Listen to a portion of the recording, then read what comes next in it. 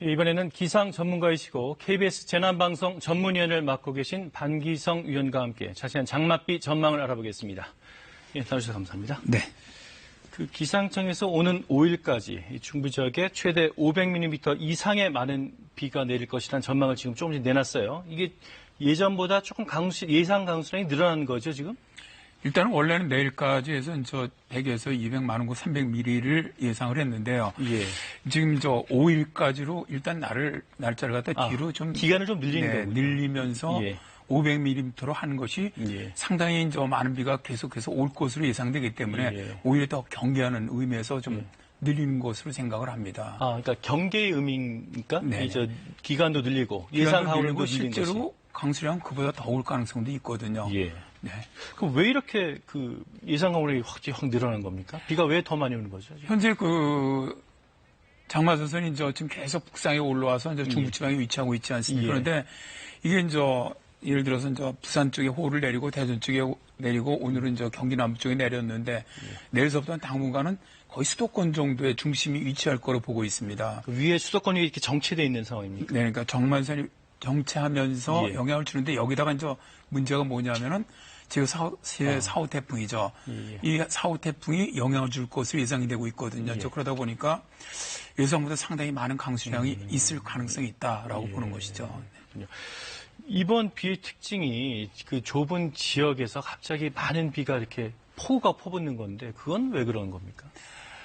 일단 장마전선이 강력하지가 않으면 비가 오는 구역이 굉장히 넓어집니다. 예. 근데 지금은 최근에 그 비의 특성을 보면 남북으로는 아주 좁은 관경이 좁은데 동서로는 굉장히 길게 나타나지 동서로 않습니까? 길게. 네. 예. 후대가 이게 바로 경계가 뭐냐면 장마전선 위치인데 남쪽에서 북태평양 고기가 밀고 올라오고 북쪽에는 찬 고기가 위치하고 있다 보니까 예. 이 두 세력이 강하게 부딪히는 경우에는 이 비구역이 저희들은 컨센트레이트 된다고 보는데 압축된다고 봅니다. 작은 지역으로. 그렇게 되면 이 두 지역의 기온차가 굉장히 커지기 때문에 좁은 지역이지만 이 비구름은 굉장히 강력하게 발달을 합니다. 좁은 지역이지만. 네. 예. 왜냐하면 넓어질수록 비구름은 그렇게 강하게 발달하지 않는데 좁아질수록 강하게 발달하거든요. 그래서 호우가 발생하는 것이죠. 그렇군요. 예보를 보면 오늘 밤과 내일 새벽 사이에 아주 강한 비가 내릴 거라고 하는데 특별히 좀 주의해야 될 지역이 있겠습니까? 아무래도 지금 기상청에서는 오늘 밤부터 내일 사이에는 수도권 지역, 강원 영서 지역, 충청 지역까지 해갖고 냈습니다. 수도권, 강원 영서 지역, 그다음에 충청까지 냈는데 실제로 지금 장마전선이 약간씩 북상해 올라오고 있거든요. 그래서 제가 볼 때는 내일 새벽에서부터 낮 사이에는 주로 수도권 쪽, 강원 영서 지역이 가장 주가 될 것 같고요. 아래 위쪽에 있는 충청 지역이라든가 북한 지역이죠. 이쪽은 그보다는 약간 적지만 상당히 많은 비가 내릴 그런 가능성이 높습니다. 예.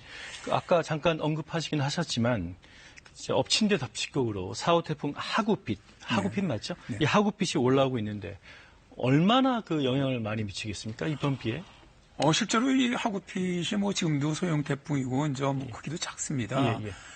그리고 바람도 그렇게 강하지는 않은데 문제는 이게 일단 지금 경로가 쭉 대만 서쪽을 지나서 중국 쪽으로 상륙을 해서 북상을 하다 상하이 쪽 인근으로 해서 올라오다가 산둥마다 남쪽에서 북동진하고 방향을 틀거든요. 틀면서 북한 쪽으로 들어가는 경로를 갖다가 현재 예측을 하고 있는데 문제는 당장 내일 야간서부터는 이 태풍으로부터 들어오는 이 태풍은 열대성 수증기를 갖고 올라오기 때문에 열대성 수증기. 네, 이 수증기가 우리 장마전선에 공급이 되면은 예상보다도 그러니까 중위도 장마전선보다 오히려 열대성 수증기가 유입이 되면은 강수량이 현격히 늘어날 가능성이 매우 높습니다. 그래서 사실은 기상청에서도 그래서 500mm로 늘린 것도 아마 그런 것이 있다고 보는데 일단 현재 경로대로 본다면은 거의 내일 새벽에 일단 차례 강한 게 지나가고 모레 새벽에 지나가고 5일에 태풍이 북쪽으로 지나가면서 상당히 많은 비가 내릴 가능성이 있거든요. 그러면 태풍은 아무리 작더라도 굉장히 많은 열대성 수증기를 끌고 올라오기 때문에 비는 굉장히 많이 내리는 데는 특징이 있습니다. 또 이번 비의 특성을 설명하면서 야행성 폭우란 말이 있더라고요. 그러니까 낮에는 좀 소강 상태를 보이다가 밤만 되면 갑자기 막 퍼붓기 시작하는데 이건 좀 왜 그러는 겁니까? 이게 야행성 장마라는 거죠. 야행성 장마요. 네. 대개적으로 장마전선은 서쪽으로부터 이 기류가 들어옵니다. 남서계류로 들어오는데 이제 이 기온 차이 때문에 그렇죠. 낮에는 이제 육지 쪽이 굉장히 기온이 올라가지만 밤에는 북서냉각으로 떨어집니다. 근데 바다 같은 경우에 비열이 높기 때문에 기온 차이가 없다 보니까 밤이 돼도 기온이 높거든요. 그러니까 이 기온이 높은 이 바다 해수 그 기류가 육지 쪽으로 상륙을 하면 북쪽에 있는 냉각된 찬 공기와 만나다 보니까 굉장히 대기 불안정이 극심해지는 거예요. 그러니까 오히려 낮보다는 밤 또 새벽에 이렇게 온도차가 큰 새벽에 급속하게 발달을 하게 되는 것이죠.